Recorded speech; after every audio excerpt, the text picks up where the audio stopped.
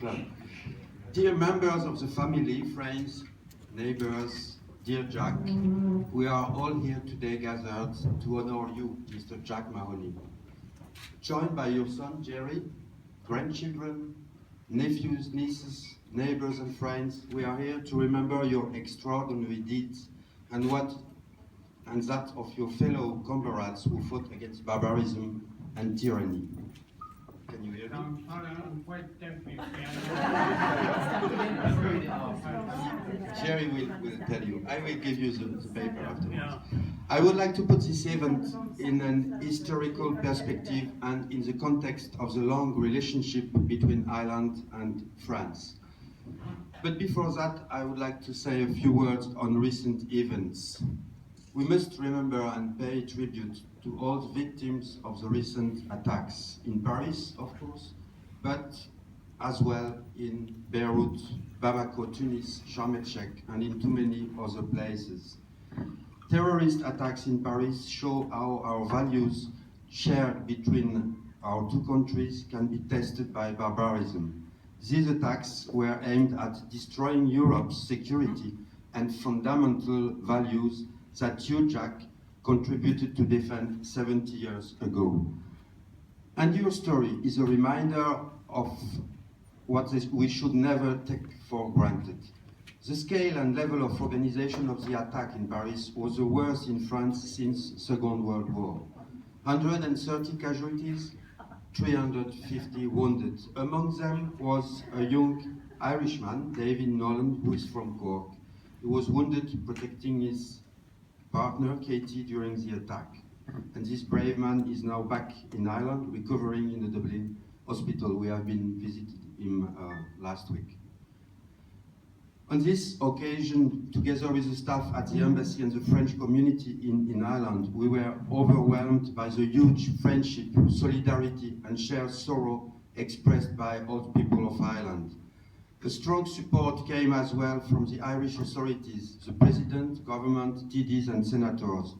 Anti-Shock offered very quickly the contribution of Ireland, responding to the request of France for mutual assistance.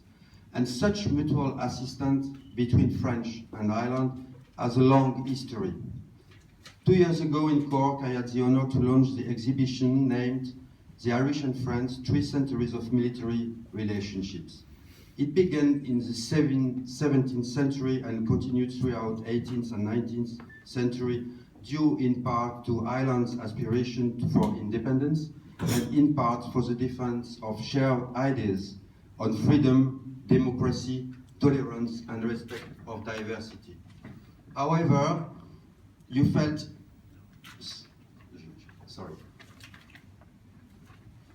the notion of defending common values was still to the fore throughout the major conflicts of the 20th century.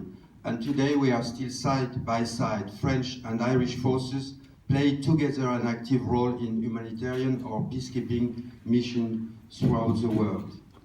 During the Second World War, and despite the neutrality of Ireland, several 100,000 Irishmen enlisted in the British forces, like you.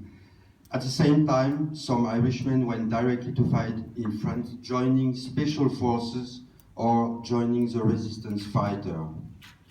Jack, your exceptional story is part of history. You were born on the 3rd of April 1918 on the shore of the Atlantic at La Haran in County Kerry. It was, however, on other shores that you met with history. As a young and adventurous young man, you decided to travel and cross the Irish Sea to join England and enrolled in the Metropolitan Police in 1938. You met your wife, Mary, whom you married in 1940. Had she known what you would face, she probably would not have let you go. However, you felt it was your duty to join the British Army, which you did on December the 3rd, 1942. December the 3rd, it was yesterday, but 73 years ago. It will be the beginning of a very long and painful journey throughout Europe, in France, Netherlands, Germany, during three long years. After training, you joined a reserve unit near Southampton in preparation for D-Day. Transferred to the 2nd Seaforth Islander, you landed on Gold Beach and advanced with your unit into several towns, Courseulles-sur-Mer, Fontaine-Saint-Henri, Queyron. Engaged in the Battle of Caen, you fought around the towns of Cuverville, Ranville, and before liberating this city. You then crossed the river Seine nearby Rouen, the town of Rouen. Then you moved on to free the city of Le Havre. You were wounded twice during the Battle of Normandy.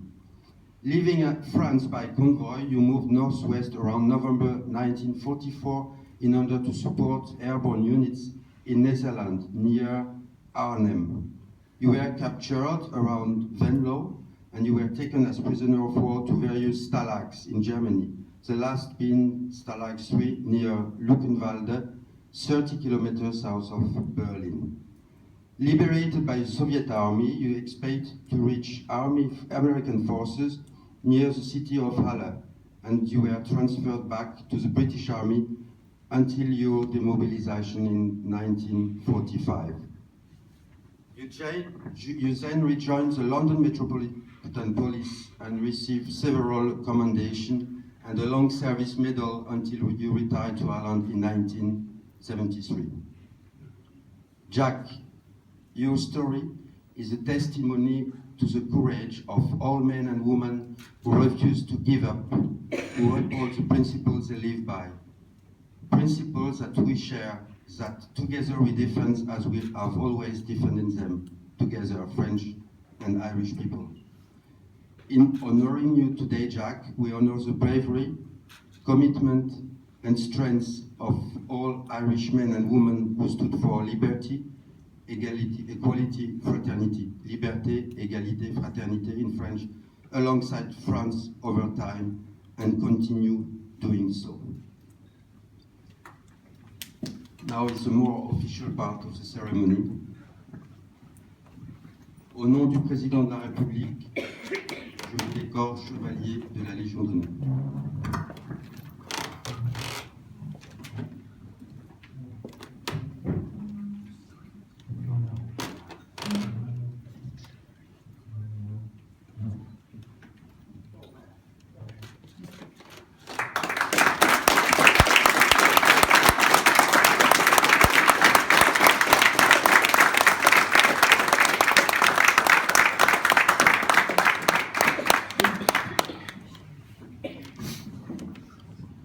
Well, follow that. Well done, Dad. Bob.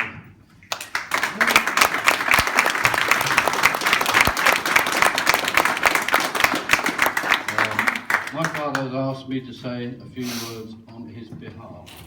I've never known him short of a word, but he's asked me to do it. Your Excellency, ladies and gentlemen, family and friends, Jack wishes to thank your President, Monsieur Francois Hollande, and the people of France for the great honour you have bestowed on him. He is very proud to receive the rank of Knight Chevalier of the Ordre National de la Légion d'honneur and will treasure it.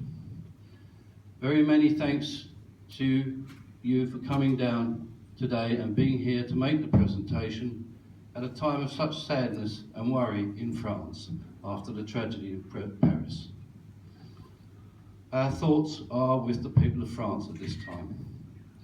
We thank you, Max, for all your work behind the scenes, and it is good to meet you at last. I hope you've got a nice holiday home. Thanks also to all the embassy staff, please, in Dublin. Thanks also to all the East Cork Golf Club for making this such a special occasion, especially in the circumstances of your own personal loss. Morris is sadly missed.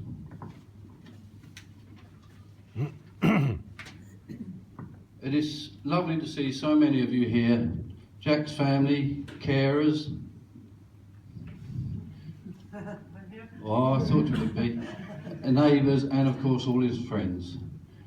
All of you have been so important in Jack and Mary's lives since they arrived in Cork in 1973. Thank you for coming. Your attendance here is a tribute to the love and respect we all have for this fine old man. Jack is proud to have helped France in its hour of need, and as Joseph Quinn from Trinity College, who is here today, knows only too well, the story of Jack's service in World War II is amazing. There will not be another.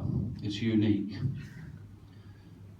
I know how proud I am of the old man, but most of all I know that Mum would also have been thrilled, and it is only a shame that she, Stephen and Verity, now all sadly departed, are not here with us also. Thank you, and enjoy the afternoon, and let's have a round of applause for him one more time.